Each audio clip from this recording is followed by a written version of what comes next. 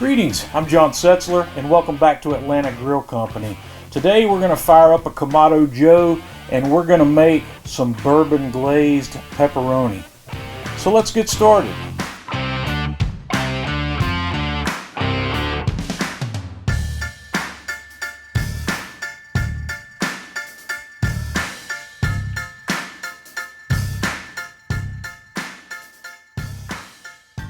We're going to get started with our glaze for this pepperoni.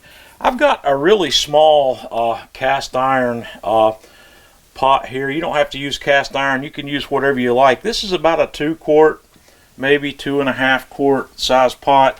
I've put in 3/4 of a cup of brown sugar, and I'm going to add in 1 cup of bourbon to that. And I'm just going to kind of stir that up a little to get that combined. And then I've got about a teaspoon or so of dried mustard that I'm going to stir into that mixture as well. And I'm going to turn the heat on here. And what I'm doing is we're going to preheat this. I've got my Kamado Joe Classic outside warming up. I've got it coming up to 250 degrees, but I'm going to give this a head start by simmering it here for a little bit first. Oops, I about lied to you. I'm not going to use a cup of bourbon. I'm going to use about 1.5 cups of bourbon on this, because this bourbon's nearly 50% alcohol and we're going to be boiling a lot of that alcohol off of there. If you decide to do this with beer instead of bourbon, just use a cup. So I've got 3/4 of a cup of brown sugar to 1.5 cups of bourbon, or you just use a cup of beer.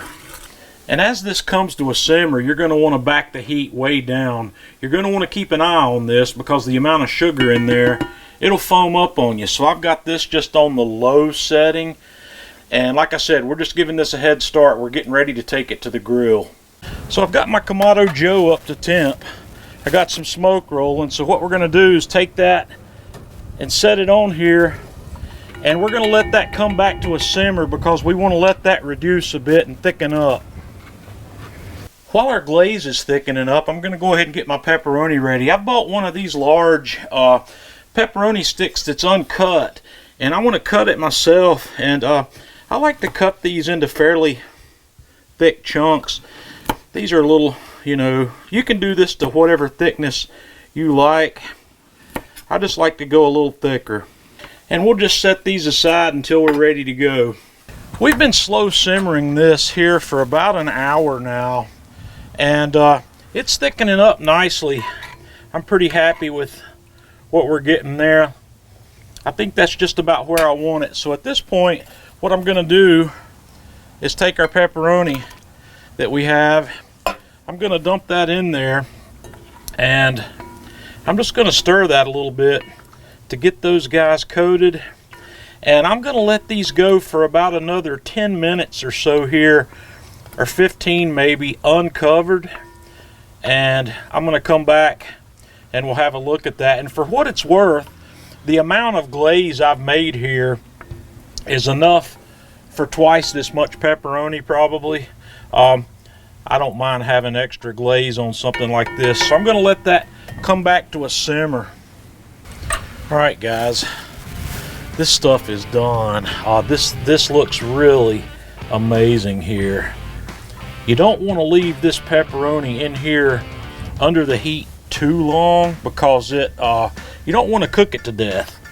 And this is going to make a perfect Super Bowl food item. You can serve this on toothpicks, or you can put this in one of those little small crock pots and just let your guests, if you're having guests, serve this. Guys, this bourbon glaze is absolutely fantastic. This stuff's been sitting here as it's reducing, soaking up a little bit of that applewood smoke that I've had rolling here, and it really brings a beautiful sweet and smoky flavor to this pepperoni. So guys, you're gonna have to give this a try and let me know what you think. I'm really interested in hearing what you think about this one. Until next time, this is John Setzler with Atlanta Grill Company.